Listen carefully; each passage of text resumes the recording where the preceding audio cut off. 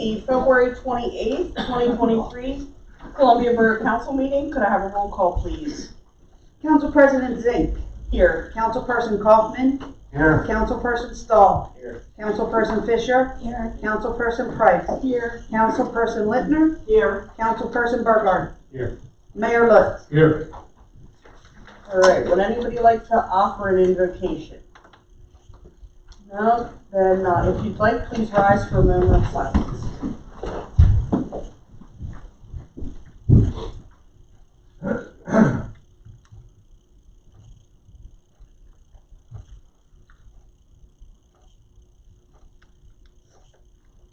Councilperson Stahl, please lead us in a pledge.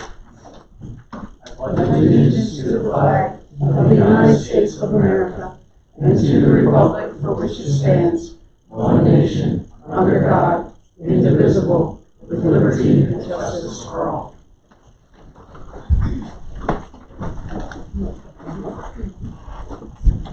Announcement of executive and information sessions. There were none. Are there any additions, deletions, or reorganization of the agenda needed? I would like to remove 12A. I'm doing more research on that, so Okay. take that off for today. We have a request to remove item 12A. Are there any other additions, deletions, or reorganization? Seeing none, could I have a motion to approve the reorganized agenda? I have a motion by Councilperson Kaufman, second by Councilperson Littner, to approve the reorganized agenda. All in favor? Aye. Anyone opposed? Next, citizen comments. Do we have any sign-ups? Oh, okay. Thank you. I could just say, if anybody else- Yes, please. All right. The first sign-up is Mary Wickenheiser.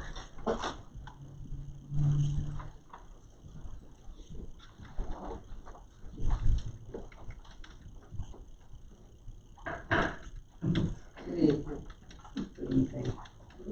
Jerry Wickenheiser, here as a resident. December 13th, there was on the agenda to, regarding the memorandum of understanding on the Northwest Trail Advisory Committee. Yes. And that is tabled, and I had heard that it's still being worked on to try and update it. And I was told that one municipality did reply in the affirmative. So I would just like to comment that I hope that this is continued to be worked on, because that advisory board for the Northwest Trail, look in the newspaper, some of these other trails, most of them have advisory boards, and what they're working on is needed. And having this through the numerous municipalities, everybody's got to be on the same page with that.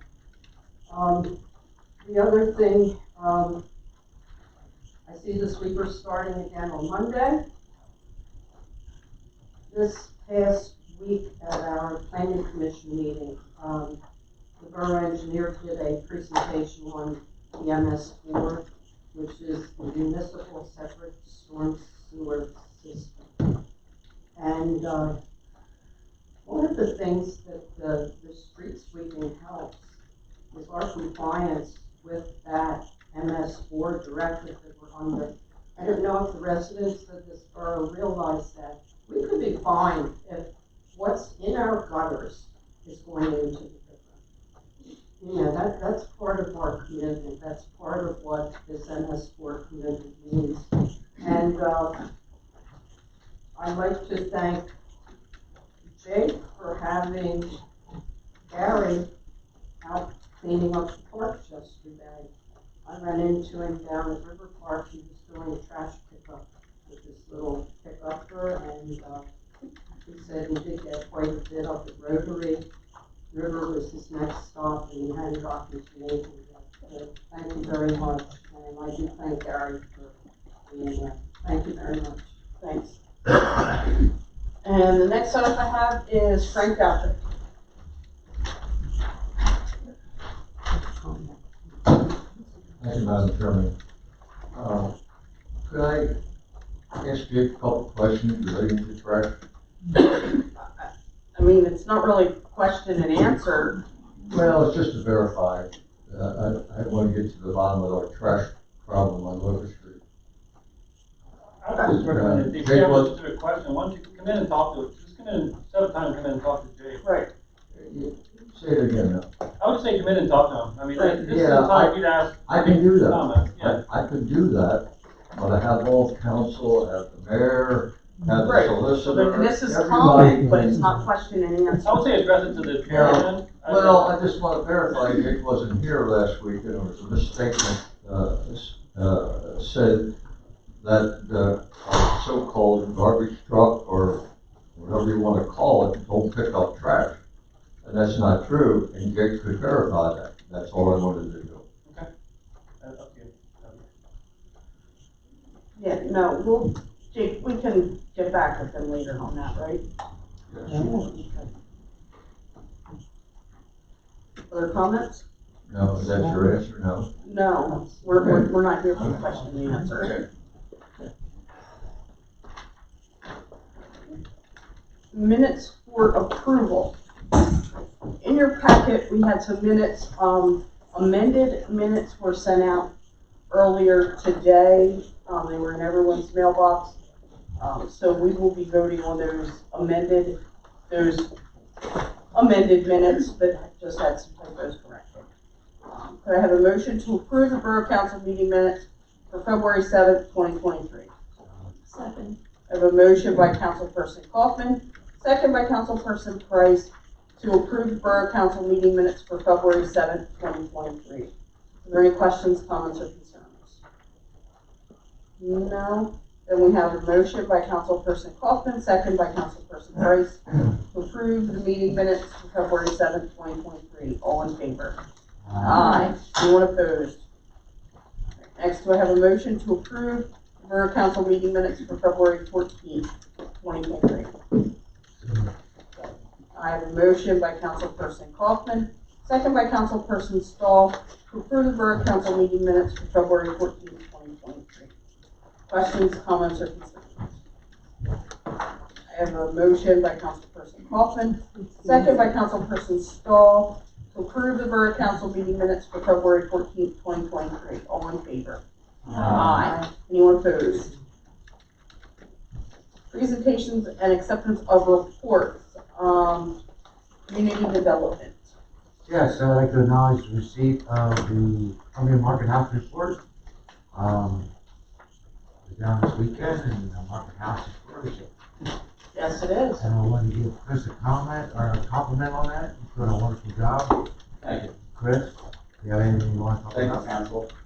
There's a lot more things coming. I mean, we've been doing this for 8 months, and it's just surprisingly just getting better. You know, and I've been blessed, you know, to have this position, and just everybody working together over there as vendors, you know, and making sure that quality and the customer service is top notch. You know, and we just seen that, no complaints, except for all the butter on the tables all the time from the pretzels.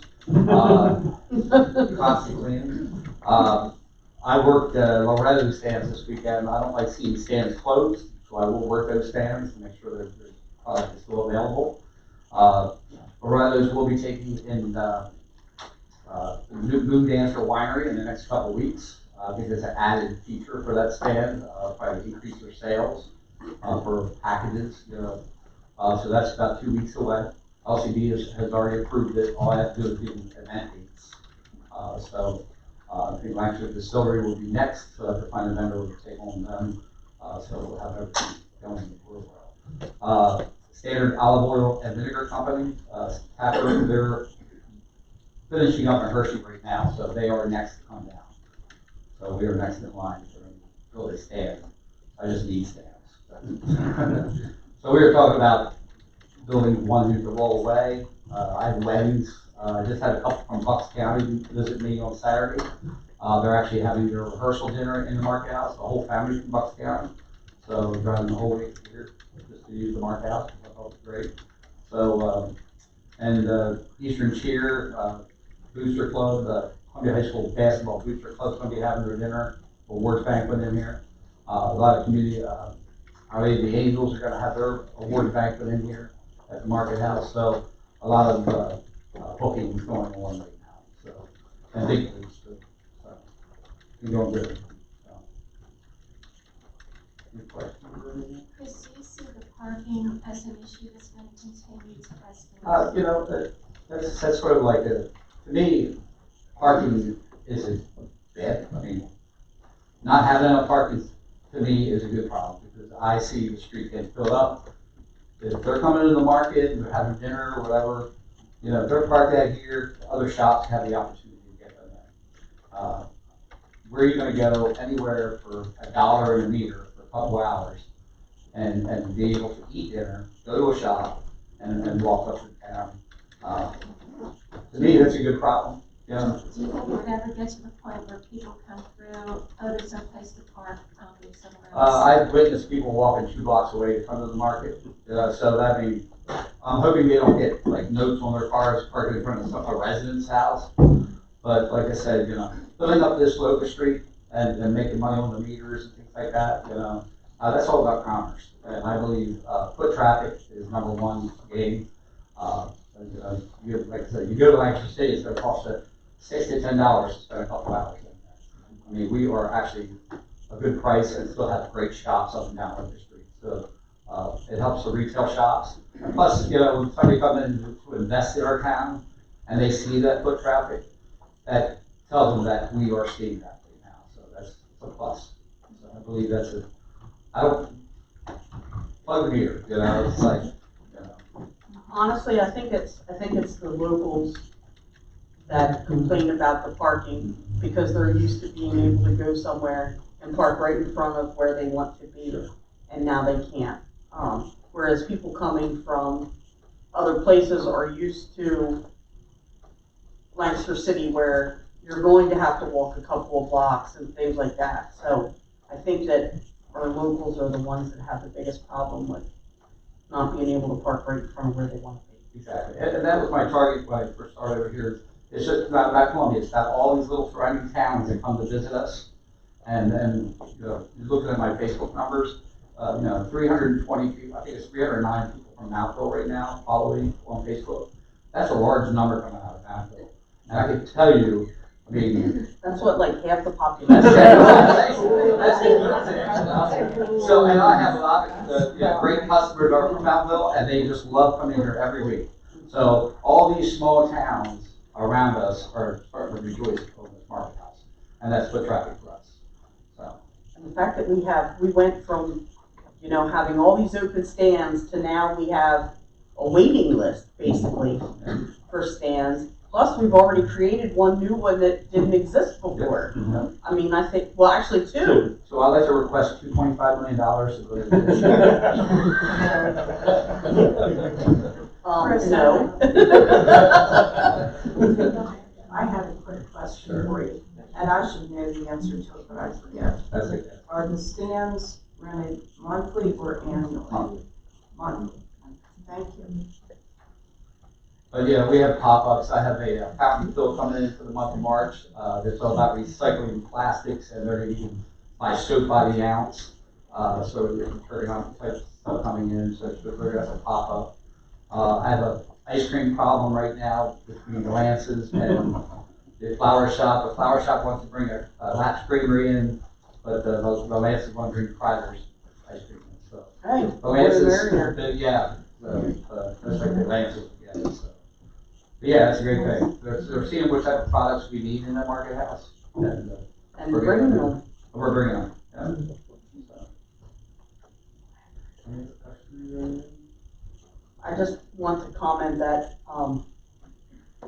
for all the negativity about it, I think we are truly seeing that a full-time market manager was the way to go, and it was not a waste of money. It was truly needed.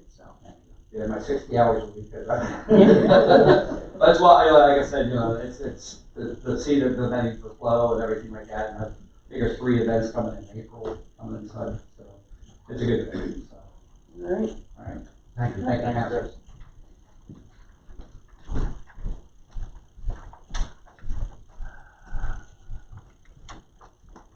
I'd also like to acknowledge the planning commission report for the year. Yes, Frank. This was on the last. Okay.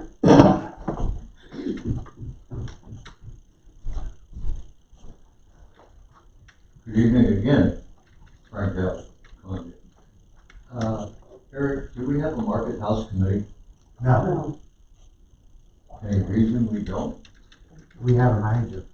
Well, you could have a manager, you still would have somebody. So the manager answers to the borough manager, who answers to this committee. Okay. Do you know what the price per square foot is? Frank, this has all been gone over before. This is not, I don't Related- care if it was going over. but it's before. not related to Hey. what he said. We'd like to keep the meeting moving. Show me on here where it says you gotta relate to what he says. This is a market house. Actually, there's Hey, no, Hey, Heather, this is a market house committee. This is the market house. I'm a citizen. My and I money- get that, My Frank. money went However, into this, it helped pay for that Frank, market we house. have And I comment, have some questions I'd like to know. If you don't have a market house committee, who do I find out these numbers from? this is, Come to me. Chris, yes, go to Chris. talk to Chris. No, you can come to me. We're not question and answer right now, Frank. Go ahead. Then please contact Chris after the meeting to get your questions answered. When did that end? When did that quit? When every time you step up there, you want it to be a question and answer. Well, how We're do I find trying- out things? We You keep contact telling you, us, Frank. contact the borough, I don't, contact I us. don't want to sit down one-on-one. I want you people to hear what I hear, so if it's wrong, you know that it's wrong then. Then say, can one of you sit in on this meeting with me? And I will. Say that again now? If you want me to sit in on a meeting, ask one of us to sit in with you. I want everybody there. I want the people that's running the borough. You 7 people, you people are running the borough. And that's who I go to, because you are the ones that do the hiring, you do the firing. And when you do the hiring, you hopefully you hire the right people. And when they're wrong, hopefully you fire the wrong people. But I got questions I would like to know. Maybe you can't answer them. If you can, And you have a gentleman here that That's can what I'm answer. saying. But Now you is don't not wanna the time hear for the that. answer either. We want to know the answer, but we know where to find those answers, and now is not the appropriate time to ask those questions. When is That's it? all I'm saying. Not at the meeting, afterwards. What the hell is set the up an meeting for appointment. then? What do you have a meeting for then? To go through the business of what we need to do at the meeting. Well, no, I'm not gonna say what I'm thinking, but So- anyway, it's, Frank, we're going to move on. you're just changing as you go because you don't want the issues to come out. There's no issues, Frank. I got issues. You have issues because you have questions, and this isn't the appropriate time to answer them. So When is the appropriate time? I'll come back. come to the borough office, set up an appointment, and speak to who No. you need to speak I to. do not wanna sit down one-on-one. That's not my way of doing things. All right, let's get this done. So it's not per square footage, it's per stand. Well, No, it is And personal. it varies. Yeah, It varies. It varies. yeah. I mean, the lowest is $17, goes up to $25 per square foot. $70 to $25 per stand. Okay, and the reason I asked, Lancaster had the whole thing in about the market because Right. Right. you read that, people were bitching about the increase. And I We're still cheaper than they they are. have a trust. Well, see, they have a trust that runs that down there. They tried that We here. tried. I've been Chris's on it. Frank, can I answer? They're a 3-day market in Lancaster City. We're a 1-day market. Maybe the streaming people, I'm sorry, say that again. They're a 3-day, they're paying for 3 days, that square footage. They're paying for 1 here. Okay, see, didn't have that in there. That. All right, And you did, somebody, or you said, or somebody said that we pay quarterly? We pay Monthly. monthly. We I pay believe the monthly. 3 minutes on this topic is up. Your 3 minutes on this topic is up. No. Yes, it is, No, Frank, yes, you're out of order. Because you use most of it up. But that's not Yes, our yes, problem. and that's- Please that's take a bull. seat. That's bull. Please take a seat and let us continue the meeting. Gladly. Thank you. Here's my card. Please contact me. Hold on, another question. Yes, Thank you, Eric. Bradford Chambers resident. So I just want to be appropriate. If I had a question about the hours of operation of the market house pertaining to the report, can I ask that here? That you can find that information on the website. this isn't something that's on the paper. I have more about, so I'll just ask.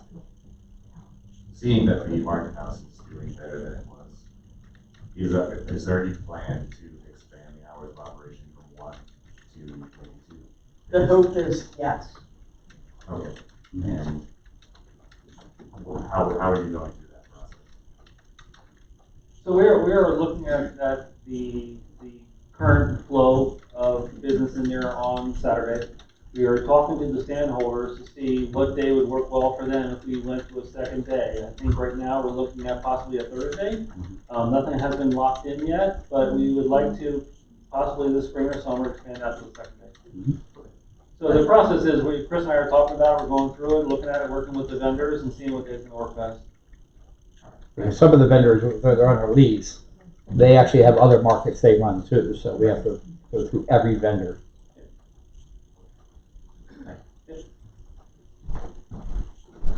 Now, I'm just trying to understand something. I'm not trying to be smart.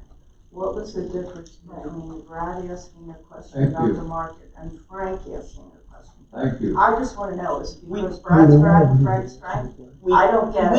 I don't get it either. We're not answering any more questions. You make comments and that's it. Done. Across the board, no questions. Surprised me. So then why was Chris here to present this if we can't ask questions about his market? How do we find anything out? I don't Because we are acknowledging the report. Exactly. Council can absolutely ask questions of someone who is presenting. Right. The Sunshine Act is very, very clear that residents have the ability to comment. Okay. You do not Have to need ask to questions. respond, you should not, it's not an interrogation, right? The Sunshine Act is very clear about that. So that's the difference, right? You have Chris here, so if you as council want to ask him questions, you can do that. The residents have the ability to comment, you are under no obligation to respond to anything that they say. We're not under obligation, but we can, right? You have that ability, yes. Okay. So it just depends on who you are.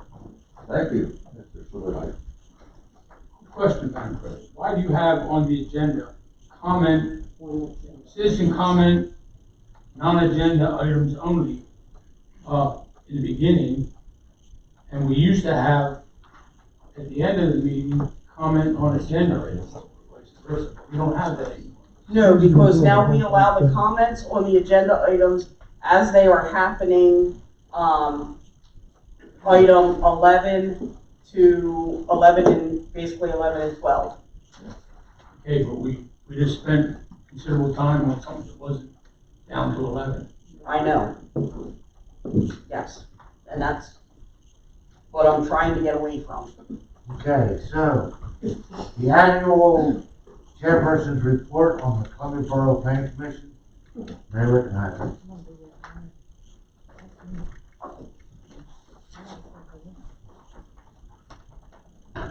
Good evening. One thing I would like to do is correct that first line regarding the municipality's planning code. That should read that it's Article 2, Section 207A is the article that necessitates my doing this every year. You have the report in front of you. I don't know if you have any questions regarding it. We did have 9 demolitions last year. However, included in that was a water tower and a storage tank. And it was also the demolition of those properties on South Fifth Street for the Habitat for Humanity project. We did receive an in lieu of payment of over $9,000 from St. John's Burr Estate for the 1200 Locust Street work that will be going on up there. You also have a report there where we are standing with our comprehensive plan, that the ad hoc committee had several meetings since, I think, September. It has been in the hands of the consultant with C.S. Davidson, which they have been working with. I think Laura Fisher, your council person, is still with the ad hoc committee, and her, I guess Sharon and right, the borough manager, they have been working on that. So the timeline is hopefully this year, hopefully March, they hope to have it to the ad hoc committee who will review it, then it will go to planning commission, then I will be bringing it to you. As far as the complement of the planning commission, we do have 7 members. It would be nice to have an alternate. There were 3 occasions this year where I scrambled to be sure that we had quorum. If there were members who were unable to attend for illness, other commitments, and they were meetings where we had people who were coming to present and to move plans forward, and I really didn't want to have to cancel meetings. So it would be really nice if we could get an alternate on that planning commission meeting. And then there's a breakdown, kind of an Excel spreadsheet that kind of gives you an idea of some of the actions that we took this year. And I think one of the things that was new to us this year was that the Habitat for Humanity used, that was the first time, the flexible development option of our planning was used, so that was something to look for. So, thank you very much for listening, and I was actually questioning whether I had to do this every year, since you do get our minutes every month once they're approved. But looking at the section of the MPC that it comes from, I think we're committed to having this to you by the 1st of March every year, which I always wait till I have the approved minutes from December to come. Okay? Thank you very much for your time. I learned that. Yes, those In that class, those training sessions on the MPC are very enlightening. Yes, they are. Okay, thank you. Mary, we would just like to express our thank you to you and the planning commission all year, the work that you do, and excellent work. And we recently held elections at our February meeting, and we have the same slate of offices, myself as chairperson, Tiffany Lynn as vice president, and Brandon. And we're still in good hands. Thank you. All right, I would like to acknowledge the finance report for January 2023. Are there any questions, comments, or concerns on that?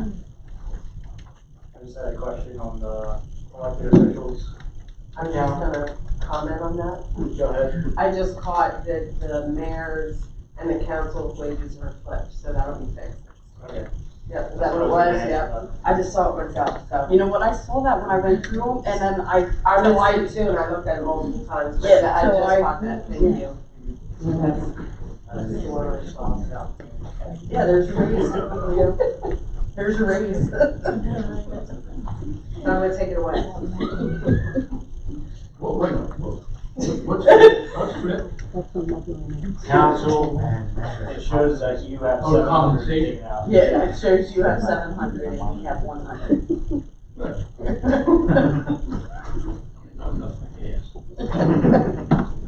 All right, any other questions, comments, or concerns on the finance reports? All right, safety, Councilperson Bavard. Thank you, President Zink. I acknowledge the receipt of the public safety report for 2022 calendar year, January 2023, assisting with Columbia Borough Fire Department, January 2023. Councilperson Littner has a few residents to publicly recognize? Yes, I do, thank you. This pertains to the trash fire on Cherry Street that happened February 20th. There was a young lady, third grade, named Soraya, who was out playing because the students had the day off. She saw the smoldering can and went to her parents and told them so they could call 911. So I talked to her at the scene, and she was very proud of herself, and as we should also be. So I wanted to recognize her actions tonight and commend her for a job well done. And Bob Warfel, who works for us as a borough employee in the Public Works Department, was reportedly the first on scene and was able to get a cheap fire extinguisher and begin to tackle that little fire in the trash can, because it was propped against the house, was my understanding from Chief Rhino, that it began to kind of catch the siding on fire, and apparently the occupant was unaware of the fire until the crews arrived. So good job to Bob Warfel and Soraya. Thank you. Presentation, we have a presentation by Hope Byers on the 2022 annual report from Susquehanna National Heritage Area. Mark, I need you to wake up the computer. Not you. However, it's anymore.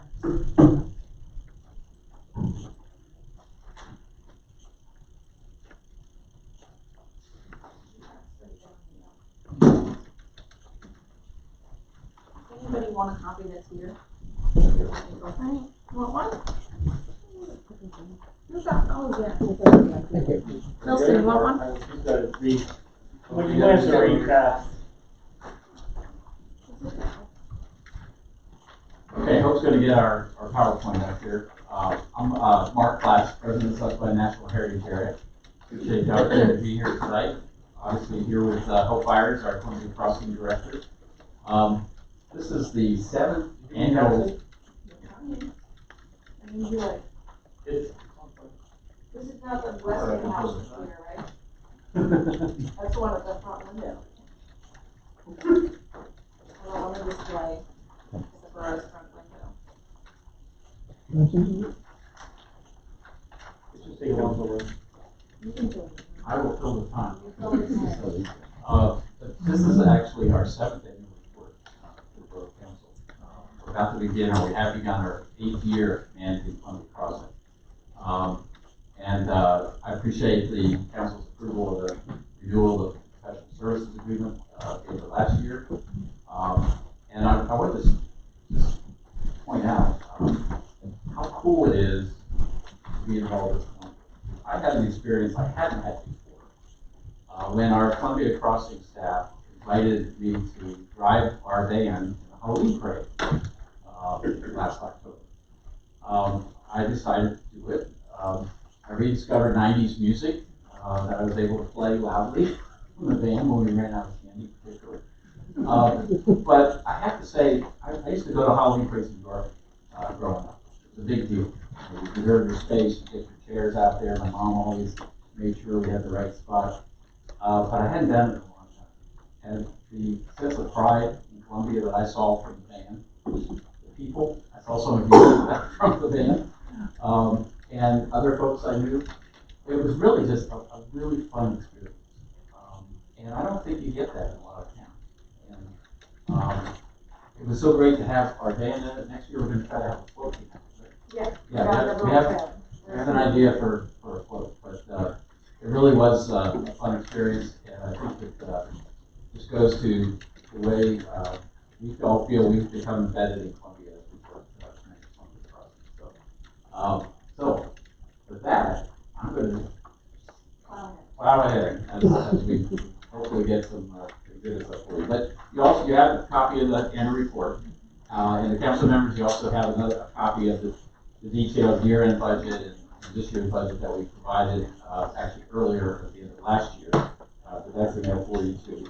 I'm primarily going to just talk about a little bit about the finances, and then let Hope talk about all the fun stuff, all the things that have been going on at Columbia this year. Once again, the borough's funding was obviously critical as core funding to operate Columbia Crossing for us. But I'm pleased to say, once again, we were able to provide slightly over 40% of the budget for the operation from other sources of growth. And so the borough's share comes in just under 60%. And amazingly, almost 30% of the revenue we generated was from earned income. Program fees, donations, sponsors, facility rentals particularly, merchandise sales. It's now up to 30% of the budget. I don't have the budget from 7 years ago, 6 years ago, maybe what we had then, but I know it's a lot more than here we go. $8,400. And now with donations, it was 56,000 past year. And so that's been a great way to be able to cover, costs rise all the time. And we're able to cover those costs without increase to the borough share by increasing earned revenue and increasingly finding additional sources of funding. Lancaster County continues to provide 8% of funding for the budget. And we now have a part of the federal money we get from the National Park Service coming in. We expect that to increase as we move into the next phase of funding from the National Park Service at the National Heritage Area, which we kick in this year. But overall, we took in just under $200,000 of revenue in 2022. Our expenses were slightly over that. And if you remember, that's part of our plan for having a reserve build up over the years, is that reserve can help cover some of the expenses for a number of years until we build up some of these other ones. So our expenses were $214,000. Most of that, 73%, is for people. Because Columbia Crossing is really about people providing services to the public and to members of the Columbia community and the visitors. Keeping the place clean. Just as much, costs just as much as all the programs and supplies and everything else we do there.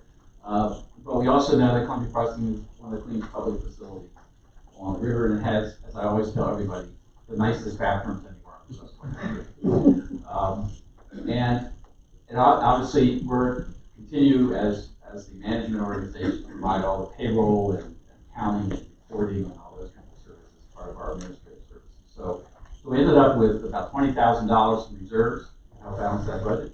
And the reserves at the end of the year were $127,000.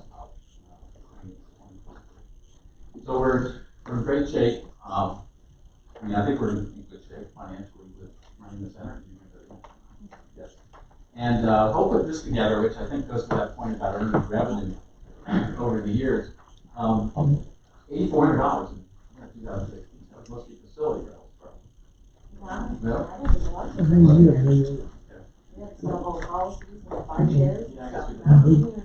Obviously, their income was growing. We had that dip in 2020. Something happened in 2020. I don't remember. But obviously, being closed for at least 2 months and then another month later in the year, and all the restrictions really limited earned income. But it's coming back. Coming back much better.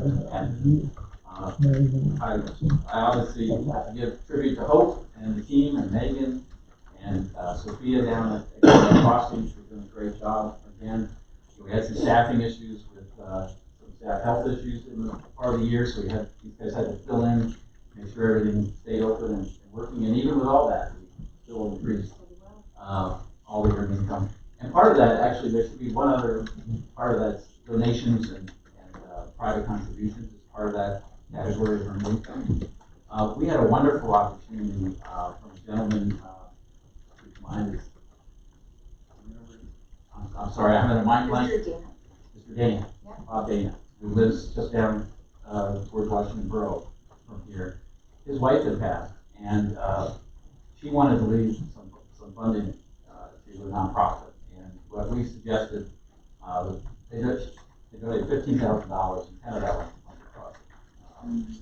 He wanted to support programs here, and he also was on the boat, which we're going to get all of you on the boat, and we love the boat. He wanted to help support that too. But that was really a wonderful, generous donation. So if any of you know Bob Dana, his wife's memory and their contribution helps to save things at Columbia Crossing this year.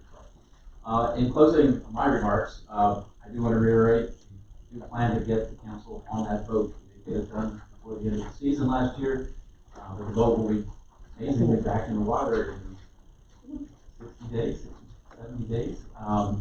And we'll work with you to show out there and experience vote. I'm not getting hooked. No, Okay. I was just thinking both at the same time.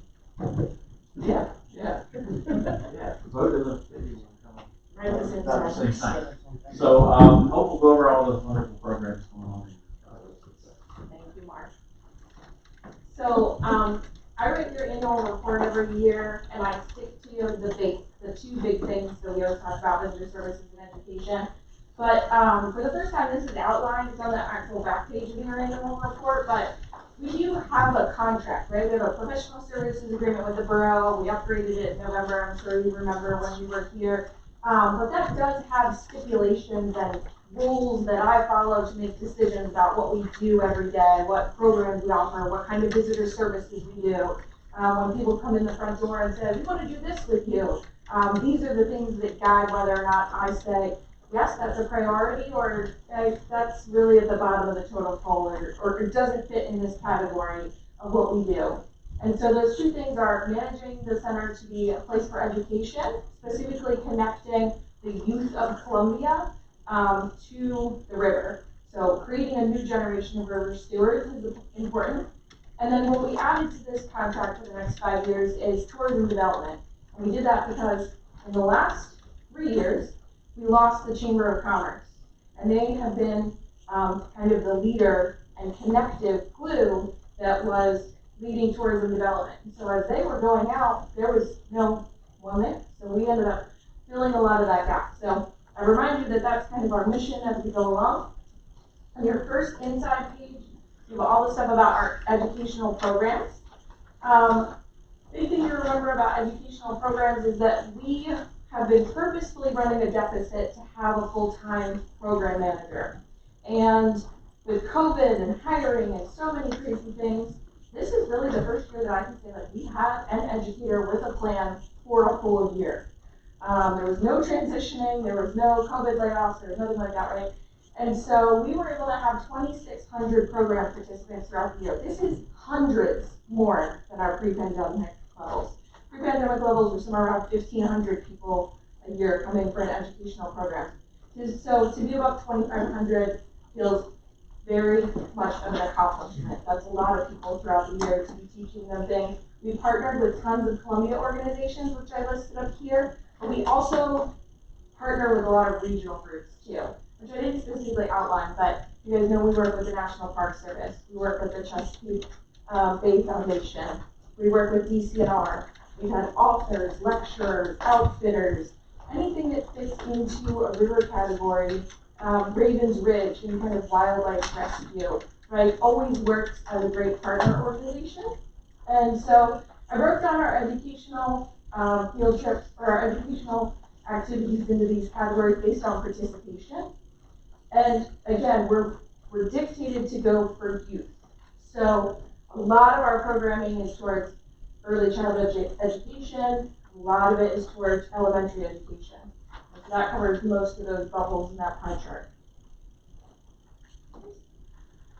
So we have 36 youth and family programs. We had 7 field trips. Those field trips did cover Columbia School District, all of their 4th grade and all of their 5th grade. Also covered all of OLA, which is meant for both 4th grade and 5th grade. We recently expanded our preschool program to OLA just for 2023. We'll be doing their preschool and their kindergarten. And so, again, lots of youth focus. We were able to get funding, and sometimes there's funding that's not in my budget, but is reflective of the programs that we hold. So I'm going to mention a few of those. One is the National Park Foundation funded a junior angler program. This is all a group called Girls on the Run. They came as their summer camp, the Girls on the Run. We had 50 girls and an all-female staff teaching fishing. I'm very good at putting worms on hooks now. But we did a junior angler program. So we have fishing rods now for kids between 0 and 12, and we have another set of adult fishing rods to teach fishing programs, all paid for by National Park Foundation. That's not in the budget we talked about. That's paid for somewhere else, but we can use that. Our Canoe Meal program brought over 800 participants. And again, all of that is funded separate SNHA budget for education, paid directly to the school district, pays for their busing. And that is an Albert Switch. Christmas. We got an Albert Switch night too. There's some very strange people in that camp. But we did that. It's great to do it on Canoe Mobile Public Paddle. It's like so much fun that it's on Albert Switch Day. We did a summer camp. Tons of businesses and local clubs sponsored Columbia kids. Not one Columbia kid had to pay to come to our summer camp. Absolutely free for every Columbia kid that wanted to come. So we're able to be supported by a lot of groups on our educational programs that sometimes don't get reflected in our budget, but there's money, there's equipment, there's things being spent that are affecting the Columbia community that isn't really captured, so I wanted to mention them here. And then Riverfest, we're going to talk about later, so I'm going to not talk about it a lot, but you guys have it on it as an approval for tonight for a major event. The Riverfest goal is to fund our local heritage organizations and to commemorate the burning of the bridge. So it's on the last weekend in June. And last year we were able to raise a couple $1,000s for our local heritage groups like Columbia Historic, like Mount Bethel, like Historic Wrightsville and Rivertowns, PA. So we're excited to keep doing that and keep growing that for other groups. We also sold out of race participation and every single tour for the entire weekend. So obviously it's something we should keep doing. So that's the educational programs. Our visitor services is interesting. Again, other than the COVID dip, which is on like every bar chart you could make for the world, I guess, we are nothing but consistent. Like, I'm kind of surprised. Columbia Crossing is very consistent. We get between 20 and 25,000 people a year. It is measured by the people that come in the front door, right? It's not measured by the people that are in the park after hours. I can't count those because I'm not there. But nothing but consistent. So we went up a little bit, about another 800 this past year. The interesting parts for me was that the busiest day of the week changed. Habitually, we are the busiest on Sunday. Which is funny, because it's something I've been trying to communicate to the business community in Columbia for the last 7 years. Like, we are busiest on Sunday, be open on Sunday, stay open late on Sunday. I promise I'll get you customers on Sunday. And now it's Saturday. And so, I don't know, is it the market? It might be the market. I kind of like the idea. A lot of high calories in there. Huh? A lot of high calories in there. You gotta earn them, right? You're gonna go on the trail, you've gotta go eat something uptown. So, I just thought that was an interesting transition for the year, so I wanted to mention it. That was new this year versus. Brand new. We've been consistently Sundays for the last 6 years. And then economic development. We've done some of these maps for years, but some of them are brand new. Our trail maps have been something that we've done. That's okay. But we've not done like the historic Columbia map. This is only my second year making that map. We do sell ads in it. We sold 12 business ads, and those were able to cover the cost of actually printing them and distributing them. Last year, between Columbia Crossing and the Merchants Association, we distributed 10,000 downtown Columbia maps. So this thing is absolutely great. And it proves to us that paper still matters. As much as we don't want to print things, and you guys don't, when you go to a place, you want a map when you get there. You really do. And so we, continue to cough up money for that kind of stuff. The other thing that's interesting is that digital and mobile-friendly things are expensive to create. They are expensive to maintain. And so I took advantage of some partnership opportunities, one of which is with Franklin Marshall College. We had students build a mobile app, and I recently paid what was probably a very discounted rate for that professor over the summer to make that same app available for Apple devices.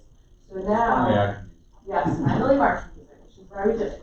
No, part of Bob Dana's donation actually supported that project, so that now we have a digital, mobile-friendly offering for people who are trying to do the outdoors and trying to discover the river. We can actually give them something. And so I'm very grateful for that partnership at Franklin Marshall that I did like 4 years ago. It's now actually developed into something that every visitor we're recommending and can actually use. So I don't think it'll take over paper, but it's nice to be able to offer both options. And then this is stuff that never ends up in my annual report. So I was trying to write a list of things that we still do lots of other things, we're available for lots of other things. We prioritize education and tourism development, but sometimes these other things feel important, and so we participate. All of our staff got CPR and AED trained because we had the Alpha Twitch day, where the train stopped for like 2 hours. We all kind of thought, if anything bad happens, we better be CPR trained. So all the staff is now CPR and AED trained. Our AED is now upgraded with a brand new battery in the building. Penn State Lifeline gave us Narcan to have on site. We kind of looked at that and updated all of those. We participated in a number of things like the Susquehanna Riverlands Conservation Landscape. I've been the secretary of the Merchants Association in downtown Columbia. I wrote a grant for 2023 environmental education programs that we're still waiting to hear about. I wrote another grant to support Maple Park initiative that we didn't get that. I wrote another grant for inclusive storytelling to tell the story of Stephen Smith and William Whipper, who owned the River Park property, started talking about African American heritage in the park. So I think that's going to be great. So we've done a lot of things, and we got that. That was $15,000. Yeah, I just want to throw my, that kind of thing that Hope's doing is not just great for Columbia, but across the great for Oregon. That grant allows us to tell the stories of significant African Americans in our local history. Here in Columbia, at the Mifflin property that we're soon to acquire, at the Visitor Center, and at the Zimmerman Center, where we had a enslaved person living in that house. And all at the same time, all these things are happening at the same time. And I was in DC, Washington, DC, a few weeks ago for the National Heritage Area. I was able to personally thank the executive director of the National Park Foundation. And when I said, we got this storytelling grant up in the Susquehanna National Heritage, he said, yeah, I saw that on the list. That sort of sounds like a really great project. And that kind of stuff is really cool. Yeah. And Hope, you really pulled that one off. Yeah, I'm glad we got that. $50,000. Yeah, it's $50,000 that'll support that storytelling. We also put a mural up. For anybody that hasn't been in a little while, this used to be like a stark naked wall, and it was really lame. This is right after we put it up, but it's an 1894 map of Columbia. It's a great talking point. We set bridge history over top, part of the landscape on the one side, but I just think it's a great addition to the building. This is Sophia Viansky. She's our educator. She made seed bombs in downtown for 4th Friday, so we did a bunch of 4th Fridays around town. We did National Night Out, where we made a game. This was the Maple Park project. I've been working on Parks and Rec to support that. Obviously, we got an awesome DCNR grant. The grant that I submitted, although it wasn't chosen for that project, all of the narrative was able to be used for the DCNR grant that the borough did get, which is really wonderful. I'm glad that I can help with that. And then our facility rental, we have 55 facility rentals this year, which is more than one a week. There's only 2.5 of us. I'm not saying I don't like baby showers and bridal showers and weddings and stuff, but they're pretty tight. But they made us over $20,000, so I'm not complaining. And then we ran this whole project. If any of you guys have been up in phase 3, you know that there is a wild overgrowth of bamboo. And so we were able to get the Pennsylvania Outdoor Corps to come in, and they spent an entire week manhandling the bamboo up in phase 3. And we did our best to get rid of it. They also installed bat boxes up there, so we have bat habitat boxes up in the top part of the park, which I think was great. So those are just other things that happened, and I didn't know where to put them, so I'm just telling you now. They're not written down anywhere, so you'll all have to remember. And then for 2023, on the back of your annual report, I always put a list of my priorities for the upcoming year. Priorities that I'll mention is that Columbia Borough School District has come to us and is looking to do some STEM initiatives, which is awesome. We're looking forward to doing some environmental education with them. They're also looking for older education, which is great because we've been focusing on elementary and early childhood, and we are excited to expand to middle school and high schoolers. And so we think we should have a good partnership with them. I'm also getting ready to replace all the rocking chairs. We've gotten some sponsors for the rocking chairs, but if you would like your name on a rocking chair down at River Park, you'd like it to be your spot, you're welcome to, sponsor a rocking chair because we're looking to replace this. It's been there for 6 years, and I think Wilson has repaired every one at least twice. So it's time. And we'll have a new history exhibit coming in June, so there's a lot of stuff going on. But I always want to give you guys a list of what's coming up at the same time as giving you a review. So I'm open to take any questions from council. I had a question on what Mr. Platts said. Sure. The Midland House, can you elaborate on that a little? Yes, I'd love to. That's my new big project. The historic Midland Farm is over right across from Rudders in Wrightsville. Okay. You know, the farm in the Street of Blessing. And we've been working with Preservation Pennsylvania and the Conservation Fund, which is a national conservation fund, for years now. And York County Economic Alliance and DCNR and all kinds of organizations to preserve the farm. It was going to be torn down for warehouse development 6 years ago. And we were able to work with the developer, which is Union Properties out of York, and arrange a purchase of the site. So last year, the Conservation Fund, our national partner, stepped in and purchased the farm, 87 acres, on the historic farm building, with their national revolving fund, which is kind of like a bridge finance fund they have, and a grant from DCNR. We are now in the process of finalizing the final acquisition grants. You're like gonna transition over to us. Yeah. So we're nailing down the rest of the funding. We believe we have most of it committed to purchase the farm from the Conservation Fund, and then we will actually own it. We're already managing it, basically just taking care of it for now. It's not open to the public yet, but we are working. We have a task force, 2 county task force of community members and organizational partners that's helping advise us. And one of the things the group initially suggested was to get some initial public access on the site as soon as possible. So we're currently, we selected an engineering firm a month ago, and we're working on developing with Pelham Township an initial access drive, parking area, and some ADA pathways around the historic building to at least be able to bring people on site, give tours, do some programs. This is a multi-year project. I mean, it's going to take me to retirement for sure. So it's 5 to 8 years, maybe 10, to do it all. But the goal is to transform the historic barn there into a National Heritage Visitor Center for both counties. We are a National Heritage Gateway at Little National Park. And you go in and you get oriented to all the important history, and then you go out and explore. Use the barn for that, and then renovate the house as an underground learning center, link it to what's going on in Columbia, and York, and Lancaster, Christiana, to sort of create an underground railroad history tour. You know, a huge part of the history of that site was the Midland family working with residents of Columbia, black and white, to get people across the river. You know, they would stay overnight there, and we rode across the river here to Columbia. And so that's a big part of it. The land almost goes to the river at the Route 30 Bridge. We own the land at the end of the Route 30 Bridge. It was over a decade ago by Paul Dellinger, former property owner in York before he passed. And so we want to connect the Underground Railroad, if we have a site, to the river with an Underground Railroad heritage trail that takes people down to the actual river. In addition, last thing I'll say, well, 2 things. The site was also, after it was an Underground Railroad site for 40 years, up until the mid-40s, it was the site of the battle, Civil War battle, before the burning of the bridge. So this farm is one of the last remaining undeveloped parcels that was part of that battlefield where the Union defenders tried to hold off the Confederates before having to retreat and burning the bridge in the summer. So it may be one of the only sites in America that was both an Underground Railroad, documented Underground Railroad site, and a Civil War battlefield. There aren't many like that. So we think it's just a great potential to be a real magnet for the whole region and for the both counties and the river towns.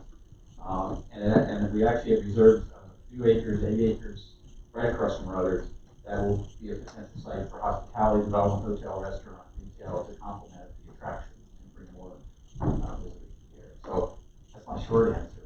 Thank you for explaining. It's a $5.25 million acquisition, and it's a $12 to $15 million 5-acre project. So it's a big deal. Thank you.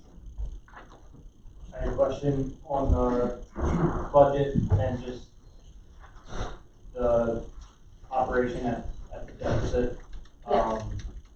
And is there a concern with the track Oh, yeah. that's projected, and what do you hope to do about it?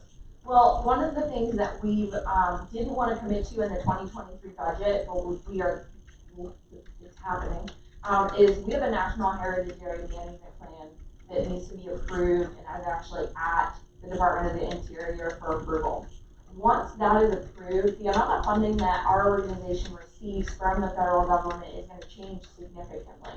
However, we don't know exactly when that's happening, and then the federal government also has to do a budget, and it's not a thing you exactly plan out for the first year.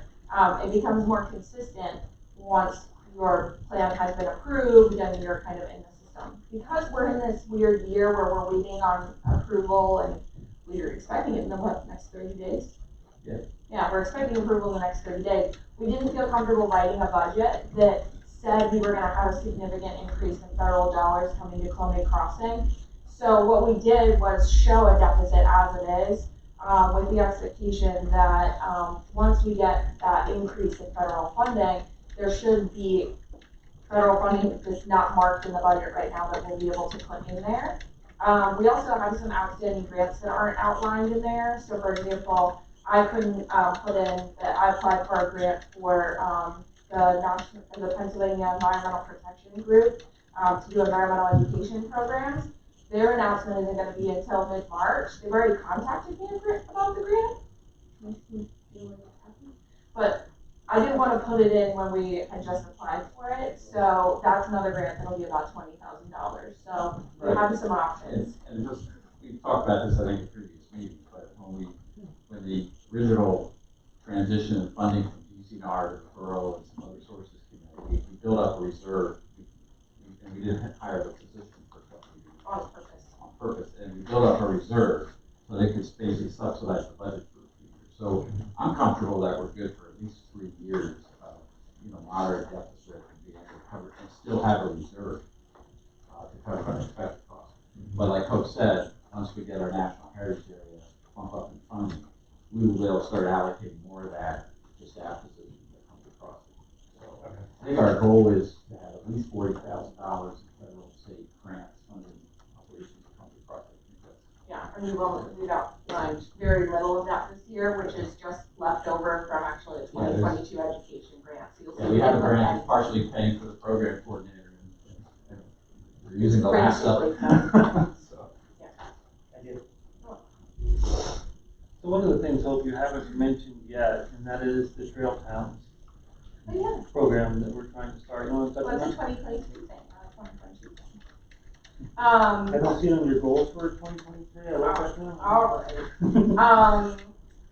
I put our outdoor recreation economy. We did have a meeting that was wonderfully put together by the Columbia Economic Development Corporation. I was able to work with Bill Foyt to pull together the trail towns of Wrightsville, Columbia, Marietta, and Quarryville to start an initial discussion on being a trail town and what it would mean for basically the Lancaster trail towns to copy a program that York Economic Alliance, York County Economic Alliance has. And so I highly suggest, if you've not heard about the York County Trail Towns program, it was started a couple of years ago, initially for the towns along the York Heritage Rail Trail. And York County Economic Alliance has been able to feed more visitors. They've got wonderful packages for businesses to utilize so that they can better engage with trail users. And so we wanted to bring York County Economic Alliance in to talk to trail municipal leadership and said, would you be interested in a program like this?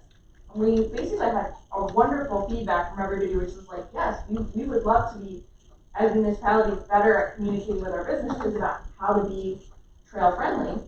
However, it's very clear that Columbia Economic Development Corporation does not have the scope to run a countywide trail towns organization. So they will be reaching out to the Lancaster Economic Development Company, which of course we've all worked with them on a number of projects, to discuss that project. They'll be bringing York County Economic Alliance along to try to talk about how their program could be basically duplicated.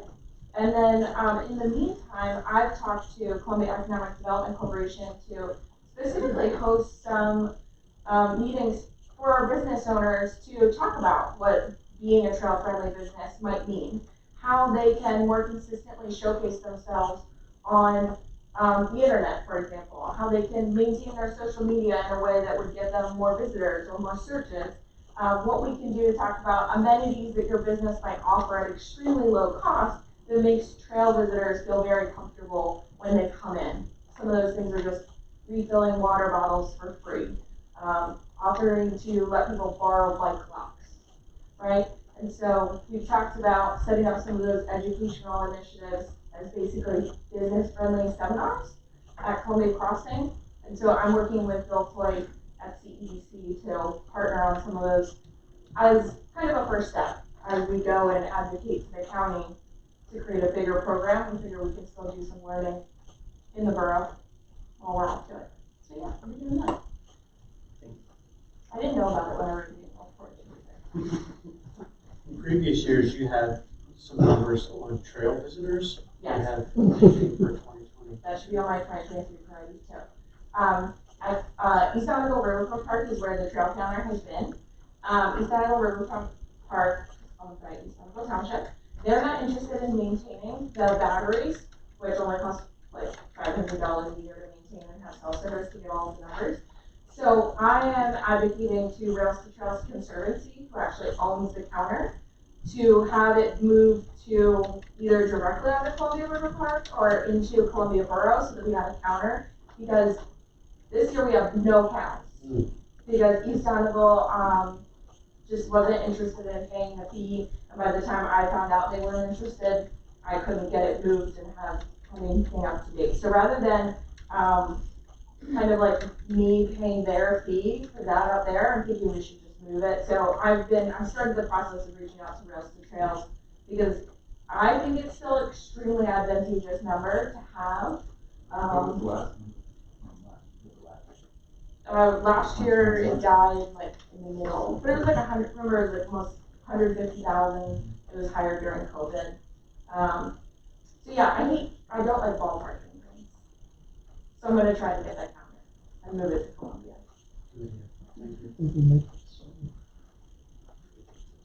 Any other questions, comments, or concerns from members? This is why I only come once a year.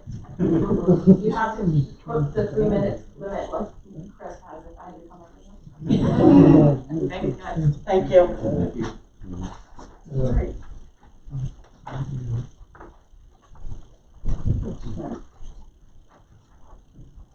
I'm not talking the subject, I just want to make a point of order. And if you don't know what that is, a solicitor. I do know what that is, and per Robert's rules, only people here call a point of order. Please, Frank, we're not discussing the point of order right now. Okay. We're doing our agenda. I'm not discussing that either, and I'm not trying to be an SOB, but I just want to point out that we're supposed to have a time period, and this started at 7:32. So maybe you forgot again, I don't know. We don't have a time limit on the presentation. That's not how. Sorry, first I heard that. So, thank you. New rule. Moving on. New rule. Mayor Lutz. You should have one for me. Yeah, we should have one for me. I try to keep it to 15 minutes, but Yeah, you so I know. didn't realize there was one of them. Yeah. Try to be as fast as And this Going has on, been going talked on, going on earlier comments about the attraction downtown, I want to tell everybody that the Adopt a Block program is in full swing. Folks are signing up to adopt a block, and if you are interested in adopting a block, contact the borough. We have the applications available, and we'll get things started. What I think the plan is after so many, kind of like the banners in the downtown, after so many people sign up, then Jake will order a batch of signs. So that we're just not gonna do it one at a time. We'll order maybe 10, 20 at a time, whatever is most economical. So that program's up and moving, and we hope to involve our schools. Chief and I talked the other day about it, and we're hoping to involve our schools to adopt blocks around their buildings too. Going along with educating the young people and teaching them, you just don't throw stuff in the gutter. Barb, Mark, and I work with a group called the Columbia Connection, and one of the members of that group has an organization called Servants.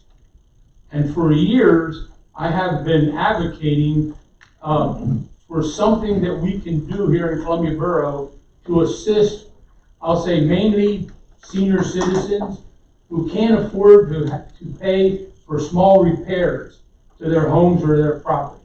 And where there may be a group that can come out and volunteer, maybe replace a piece of concrete, fix a step, put a handicap ramp in, some of those kind of minor projects. Servants does that.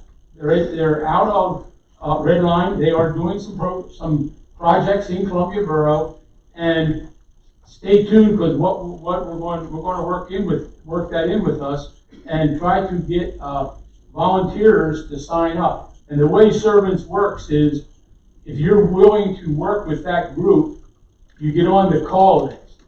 So if they're going to have a project, they'll call people on the call list, whether it be through an email or whatever have you. And if you're available, you can sign up for that project. If you're not available, okay, someone else will sign up. So it's not where you're restricted to doing every activity they do. It's that if you're available, if you have that skill and want to help, you'll be able to help. So it'll be like a help registry that'll be created to get out and do that. And they also have some folks who are able to guide those that are doing the work, who may not quite have the technical skills to do what really needs to be necessary. So stay tuned on that. We're going to try to get that thing moving. Recently, you saw in the newspaper and some stuff that there were 3 significant drug busts made here in Columbia Borough. Hats off to our borough officers and also the drug task force, of which we have one detective on the task force itself. They took a lot of stuff out of commission and confiscated some paraphernalia, weapons, and things like that. But here's the issue. 3 of the people involved in those 3 busts live in one apartment complex. One of the people that was involved in the shooting out on North 2nd Street lives in one of those apartment complexes. There has to be a way. When we have the ability to shut down nuisance bars in this state. Evan, we need to look and see if we can have the ability to shut down a nuisance property, or I should say a nuisance rental property, of over and above the 3 strikes. When we have this significant activity coming out of one establishment, and the landowner, the property owner doesn't want to do anything about it, we should be able to declare it a nuisance property and pull their license to operate. Because what we're doing is, by not doing anything about this, we're creating a haven. With absentee landlords, we're creating a haven for some of these folks to come and live in. I think we need to take a look at that. I don't know if you want to comment on that, Evan. And I know in the code, it says I can remove nuisances. And if it comes to that, I'll put that to a test. But we got to do something. What I can tell you is Pennsylvania does have a drug nuisance law. And I've only ever tried to use it once. It's a pretty high bar to do that, but we can certainly look into it. It depends on a lot of the factual situations and what exactly happened and where the drug busts were and those kind of things. We absolutely can look at that. I worked with the York County DA one time to look at it, so I do have some familiarity with it, but I'm happy to bring that forward to you if you would like to take a look at that. I really think we need to start cracking down on it. You know, we have, for example, you hear this all the time. There's a need for rental properties. There's a need for affordable housing.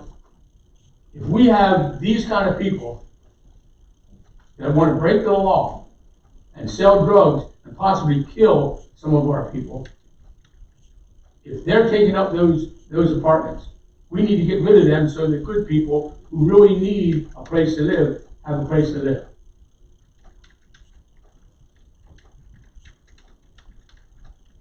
If you read your Borough News, this month's issue, in the Borough News there are two memorandums. It's in around the center section, and what they basically are about. One memorandum is from a member of the House. Another memorandum is from a member of the Senate. And what they're saying is they intend to introduce bills in the House and the Senate that would hold the state highway law to require that PennDOT maintain all surface and subsurface drainage connected with state highways within boroughs. Now the hitch is they're saying within boroughs equal to or less than 2,500 people. What about us? Okay, what about us? Last week I brought this up to the Lancaster County mayors. They're all working on it. I happen to belong to the Local Government Advisory Committee to the Alliance of Chesapeake Bay. We'll be meeting in 2 weeks. They were setting the agenda. I contacted them about this. They're going to try to get someone from PennDOT there to discuss this issue. We have discussed this on the Local Government Advisory Committee many times. Why do we have to pay to handle stormwater that comes off of state roads? If you remember the issue we had off of Route 30 that come down through one of our residents' homes up on the top of Chestnut, around Chestnut and 14th Street. And we had to go in there. What we paid, Jake? Well over $100,000 to fix that problem. And it wasn't our problem. It was from the water coming off of Route 30. But it cost us well over $100,000 to fix that problem, let alone the anguish that those residents had when that water went down through their house and destroyed a lot of their house. So this is important. I think it's time that the state, the state needs to set the example, in other words. They need to set the example. They build roads and run the water off, and that's it. We're done with it. That's not right. So I urge council to take a look at this and possibly contact our state representative and our state senator and let them know that we support these bills, but that it should be to any municipality. And last, no, I have two more things. I'm sorry. Mark knows about this one, and I think, Chris, some days when you come in the office, you don't know what you're going to expect. Last week we got a phone call, I think it was Wednesday, from one of our, Bob Klein, River Valley. Through some mix-up, he was able to acquire 60 cases of hot dog buns, frozen hot dog buns. And each case contained 17 packs of 6 hot dogs. That's 6,100 hot dog buns. And he called me and said, Leo, I have all these hot dog buns, and I want to see that they get to good use. So I talked to Mark. We started calling all the organizations we can find. Chris, were you able to get a hold of some of them? Yeah, I took 3 cases. There you go. They're brioche too. They're not cheap hot dog rolls. Yeah, so we called everybody we could. I think Pastor Powers got 20 cases for his organization and the things that he does for the homeless and feeding the hungry people. I went out around 1:30 to check with Bob, and he had 6 cases left, and I would imagine that they were all gone by the end of the day. So there's a thing where a local, one of our local merchants, because what happened was that the trucker stopped with the refrigerator truck told Bob, said, hey, I got this skid of hot dog buns on here. It's gonna cost me more to truck them back than to just throw them away. Bob said, don't throw them away, we'll take care of it. So thanks to Bob and Kelly Klein for getting a hold of us and everybody who was able to participate and get a hold of those hot dog buns. If we can only find someone that has, 6,000 hot dogs to give away. Come first. But they did go to good use, and I really feel good about that. Here's another nice one. Part of it is nice. Last week I attended the funeral of a good friend of mine, Bud Hine. And Bud, Chris knows Bud very well. Bud was tied up with the Historic Society.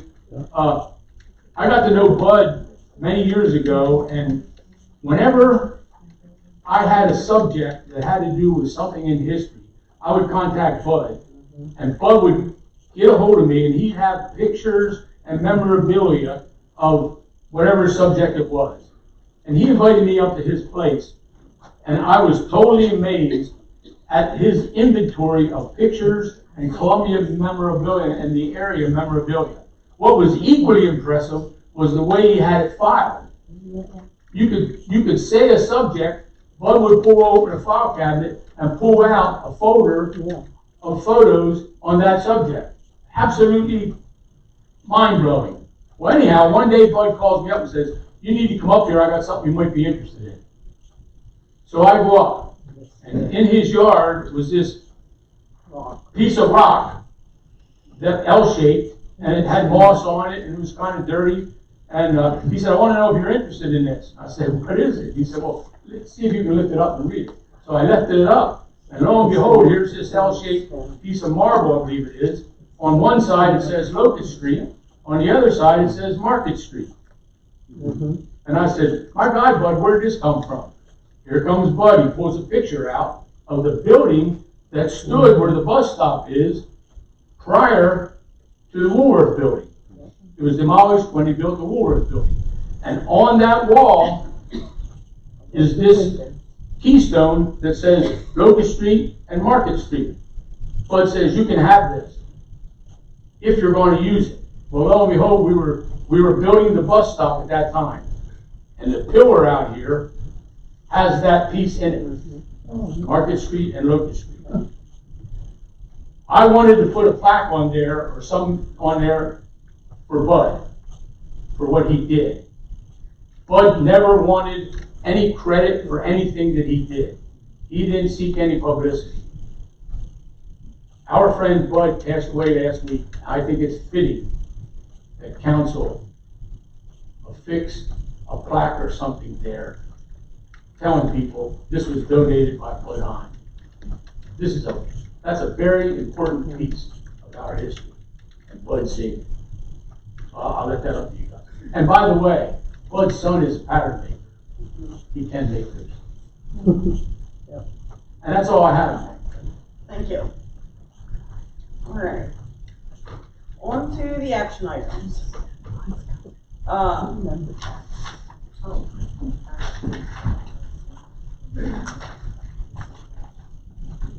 No, that's not my comment. Action items, 11A. I have a motion to adopt resolution 2023-13 for the sale of 750 South 9th Street. I have a motion by Councilperson Kaufman, second by Councilperson Stahl, to adopt resolution 2023-13 for the sale of 750 South 9th Street. We had previously approved this sale. This is the resolution just giving Mark the okay to sign the papers for the deal to transpire. Are there any other questions, comments, or concerns? No? I have a motion by Councilperson Kaufman, second by Councilperson Stahl, to adopt resolution 2023-13 for the sale of 750 South 9th Street. All in favor? Aye. Anyone opposed? Next, could I have a motion to authorize the bill pays? Second. I have a motion by Councilperson Kaufman, second by Councilperson Price, to authorize the bill pays. Are there any questions, comments, or concerns on the list? I don't think this is on the bill pay, but I have a question on the detailed expenditure. Where does that come in? That was the detailed expenditure. That was the finance That was report. the finance report. I'll ask that later. Any questions on the bill pays? I have a motion by Councilperson Kaufman, second by Councilperson Price, to authorize the bill pays. All in favor? Aye. Anyone opposed? Alright. Okay, we're on new business. 12A was removed. We're now on 12B.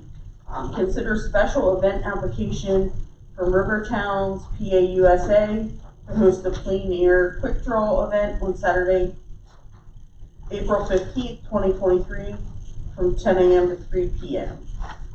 I saw that this was amended so that the event does not require a street closure. Correct? Yeah, so we, in developing our new process for special events now, we get together and review these and we send it out to all the key people. And then the question came up, is it necessary to close the street? In theory, I don't have a problem closing the streets for special events if it's necessary, but if it's just closing it, because the actual art display and judging, I believe, is taking place inside the market house. They just wanted to close Locust, or 3rd Street from Locust down to Cherry Street and close City Lane, to allow people to come in and see it. We're like, we don't need to close those roads. We called it back and talked to them, and they agreed it doesn't need to be closed, and keep them open, but still have the event, which will have artists spread out all over town doing art exhibits, framing them, bringing them down, and it will be judged. I was wondering that too. What about City Lane? City Lane and Locust will remain open. I don't think they're closing City Lane at this point, Chris, are we? No, not that I know of. Okay. So are we amending this motion, Council President? No, because we don't have a motion yet. We're discussing it before we figure out if we want to approve it or not. I had that question too when I read it, was why do we really need to close 3rd Street? Right. Question, the application that they submitted, where it says, are you charging a fee to participate? It says no, but in their program materials that they submitted with it, says the cost is $10 to participate. Is that an issue? Like, does that affect anything? No, I can double check with Pam. I think they read it, there's nothing for the public to participate, but there's an entrance fee for the artist, I believe. Okay. Yeah, that's correct. Mark, did I hear you correctly saying, I saw this motion of this agenda item, said closing 3rd Street, Locust to Cherry, and City Lane. But did I hear you, and I heard, no, that's not necessary. Did I hear you say they're gonna be displaying all over town? They're painting all over town. They're painting all over They're town. painting all over town. So you can walk around and watch them, but then they'll finish their piece, frame it, bring it here, and then they'll be on display here at the market house. You can walk around and see the finished products. Where I'm leading to is there gonna be a lot of foot traffic generated in this area, to this area? Yes. And do we need to do something? Whether, maybe it may not be necessary to close the street, but I think we need to do something to alert traffic. You know, I don't wanna see people cutting across the middle of the block or something to get over here and wind up getting hit, someone flying over 3rd Street or up and down Locust Street. Well, the artists are spread out between all the river towns. So they're spread out between Marietta, Wrightsville, the whole river corridor of the trail, and in the boroughs. So I don't know how busy you'll be with. Okay, that's what I'm gonna say, do you feel that people are gonna be safe? No. Yes. There's over 60 artists. 60 artists are coming in. And what they gotta do is when they're finished by the time that they'll come back to, and they have to frame their pictures and then come into the market house for judging. That's the process. So I don't think you're gonna have a lot of the No. general public showing up for the judging. Okay, I just wanna make sure that we have people safe, that if we're gonna have a contingent of people coming into our downtown, that no one's gonna get hurt.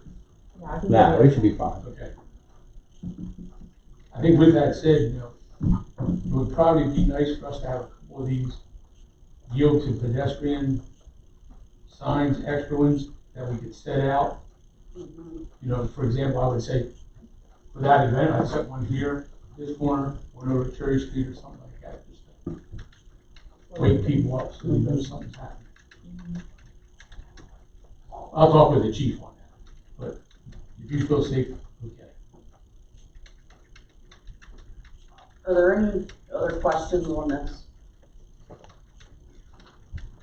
Is there enough, information? Is everyone okay to vote on this, or are we postponing a vote till later? Voting? Would anyone like to make a motion to approve the special event application for River Towns, PA USA to host a plein air quick draw event on Saturday, April 15th, 2023, from 10 a.m. to 3 p.m., contingent upon receipt of the required certificate of insurance? And I have a motion by Councilperson Lindner and a second by Councilperson Price to approve the special event application from River Towns, PA USA to host a plein air quick draw event on Saturday, April 15th, 2023, from 10 a.m. to 3 p.m., contingent upon receipt of certificate of insurance. All in favor? Aye. Anyone opposed? Next, we have a special event application from the Columbia United Veterans Organization to host the annual Memorial Day Parade using the traditional parade route on May 28th, beginning at 1 p.m. This is pretty standard, we see this every year. Are there any questions? Would anyone like to make a motion to approve the special event application from the Columbia United Veterans Organization to host their annual Columbia Memorial Day Parade using the traditional parade route on May 28th, 2023, beginning at 1 p.m., contingent on the receipt of the required certificate of insurance and PennDOT approval? Second. I have a motion by Councilperson Burgard, a second by Councilperson Price, to approve the special event application from the Columbia United Veterans Organization. All in favor? Aye. Anyone opposed? All right, next we have a special event application from Susquehanna National Heritage Area for Riverfest Bridge Burner Challenge in Columbia River Park on June 24th and 25th, 2023, from 9 a.m. to 1 p.m. The race is actually only on the 24th, The race is only on the so I just wanted to mention that. Yeah, you don't need the and 25th on the agenda. The whole event was 2 days though. The whole event is 3 days, Friday night, Saturday, and Sunday. Right. But I clarified with Pam and Wilson and the emergency services member that the events on Sunday are primarily at John Wright Restaurant across the river.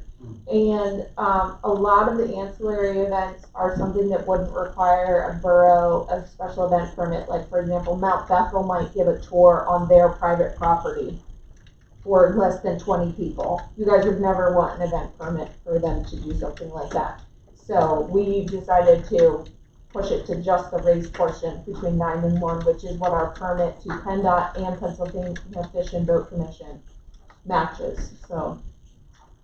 What are you gonna do about, parking lot? We designated the meadow area to be parking for the vendors and all of the racers. When we did this race for the first time last year, that's what we did, and that worked really well. So we're going to be using that. We also put up signs more than a week in advance, yard signs that we put at every trail parking area, including the trail parking areas at Marietta, explaining that there will be a race and that the Columbia Trailhead will be busy and to, start at a different location if you're just coming as a casual trail user. And that was pretty helpful in detouring our standard Saturday traffic. And then we do have the Columbia Fireplace and already been contacted and will be on site for the race. Are there any other questions, comments, or concerns on this one? Did anyone want to motion to approve the special event application from Susquehanna National Heritage Area for Riverfest Bridge Burner Challenge in Columbia River Park on June 24th from 9 a.m. to 1 p.m.? And a second. I have a motion by Councilperson Kaufman, second by Councilperson Stahl, to approve the special event application from Susquehanna National Heritage Area for Riverfest Bridge Burner Challenge in Columbia River Park on June 24th from 9 a.m. to 1 p.m. All in favor? Aye. Anyone opposed? And next, we got the bids in for the 2nd Street CDBG project, and it appears that the lowest bid was Reevestown Excavating at $288,980.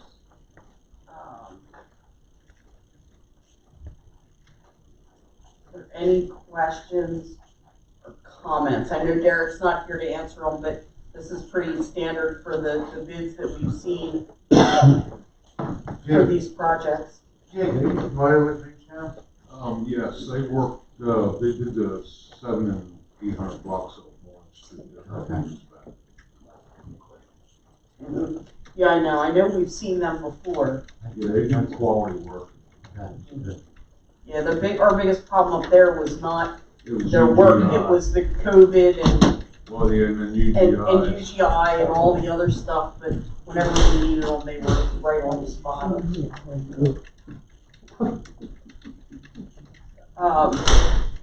Would we like to award this evening, keeping in mind the $200,000 comes from the CDBG grant that we got. The rest will come from liquid fuels, because that's what liquid fuels is for.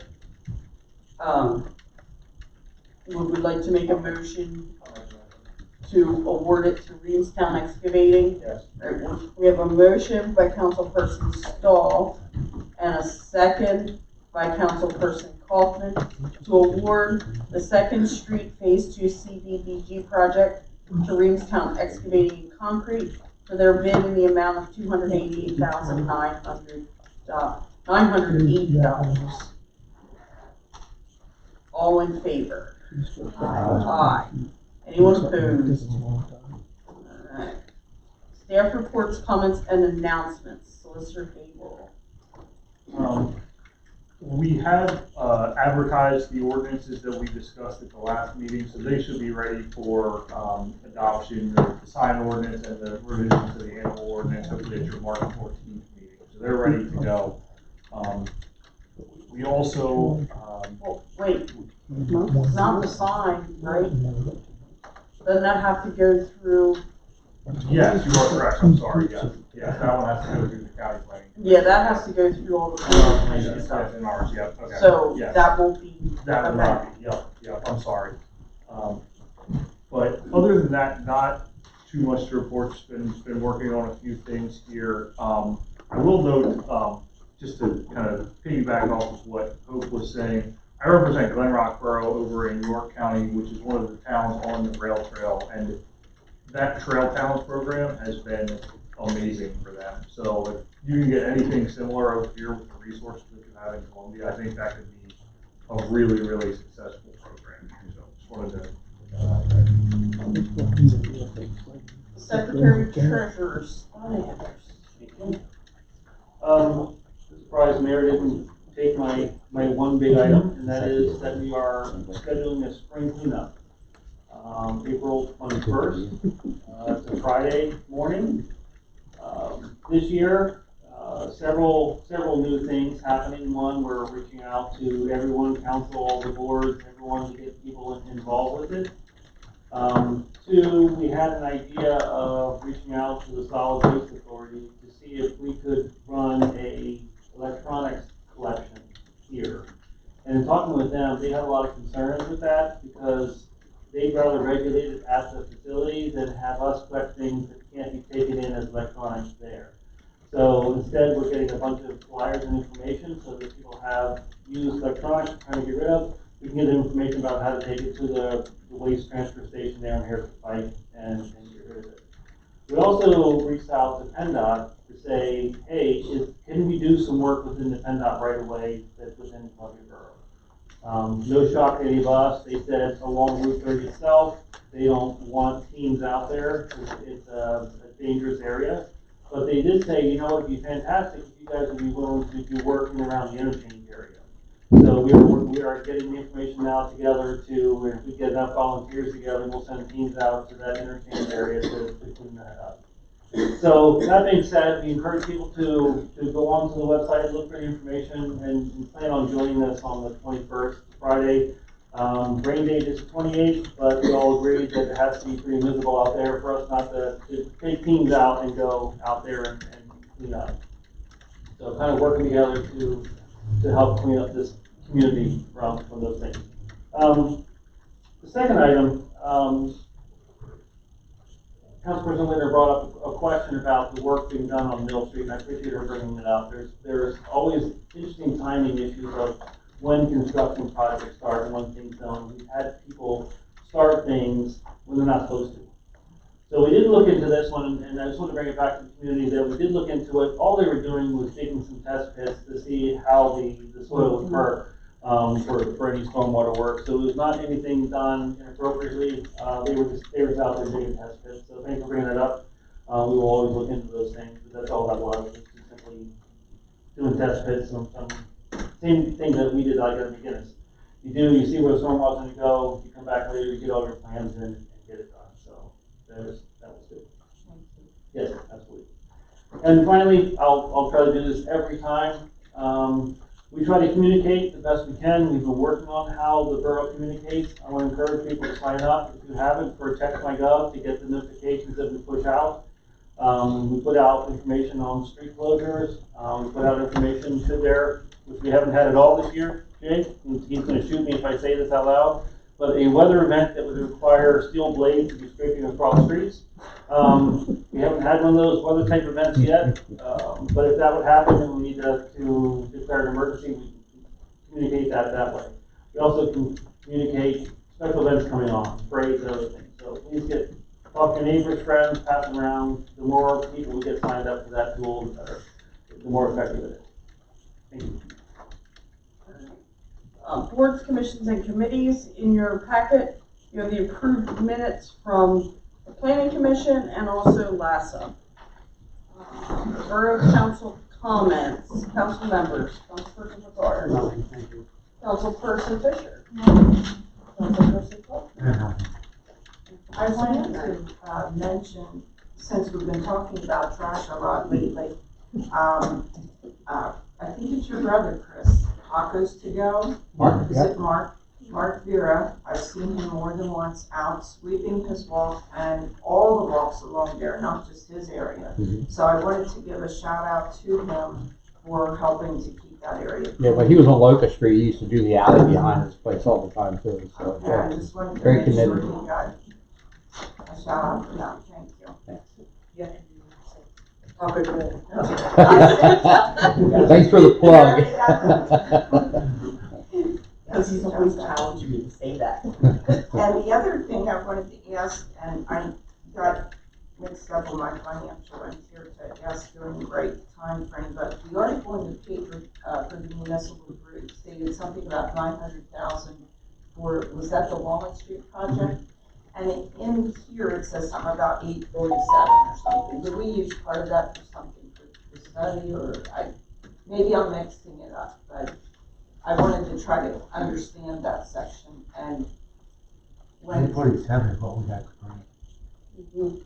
So there is grant money. I gave her the actual grant award number. She rounded up. Oh, she did? Yeah. Okay, because I wondered, I thought, well, that, it seemed like it would be, if it was rounded up to me, 847 would come to like 850, not 900. I gave her the exact number and actually sent her the award letter so she could have it correct. Okay, I just wondered about that, because that was a significant difference, I thought, so. Okay, thank you. Councilperson Price. Councilperson Stoll. I'm just gonna piggyback off of Mary Wickenheiser on the March the 6th. We will start the street sweeping again. Please move your cars. The street doesn't get swept if they aren't moved, which is the reason we have to hand out those little horrible slips that make your day. It's like mowing the yard and mowing around all the kids' toys. It just doesn't work. You gotta clean it up first, move the cars out of the way, get the trash out of the gutters. That's the process. Let's all pitch in and help out. Thanks. And I'll quickly correct that one. That, it says 867, 100, you're not 40. I think I said. Alright, actually have nothing this evening. So, announcement of next meeting at 7 PM on March 7th. Council will hold a work session. Could I have a motion to adjourn? Second. I have a motion by Councilperson Kaufman, second by Councilperson Price to adjourn at 8:46 PM. All in favor? Aye. Anyone opposed? We're adjourned. We have checks. I'll work on that Thursday. Oh, I was just, I think you did a great job, so I was. You would say no. Do we have to say you would? Hey, that's on my phone. That's how. I know you're not. Not in mine. Retail. I know we're going back to the alarm. We're gonna finish one thing. You know which one it is? It's off. You only 5 you have. Oh, you want to file? I noticed that. She's still involved. See you no more. I would answer some things I as a courtesy to him. I'll probably bring it up. Mark knows I need to say It was on camera, right? I tried. And then you walk down, you take this. It's like, I think it's right. Just like when you say, I don't want to be in a hurry. Right, There's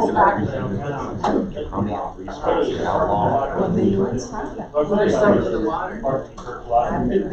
Yeah, the street is, the price take money. Right. Yeah. Well, I mean, if I was the landlord, I would probably take that to court. I would have to sue the borough because you would have to prove that I knew beforehand that my tenant Nobody will know where it says was a nuisance. So That, no, that's me. with They the don't policy even know even letters and that. If the landlord has prior knowledge or observes that the tenant is You need to sign checks. being a menace, then the landlord has to act. But, if the tenant, for instance, like what? Let's know how it was. Yeah, and then pretty much it says like, it's like 4 to 6 For months. sure. Oh, yeah, I mean, So it would resolve. you can invite, I mean, And then I if you just have to wanna move do another closer to walk her. through or ride through. Or I mean, we would have it occur like over and over and over Sounds again. good. I can't do this. I cannot do it. It's killing me. I'm not sure. It's just me. Luckily, right now, I'm kind of. I don't really know.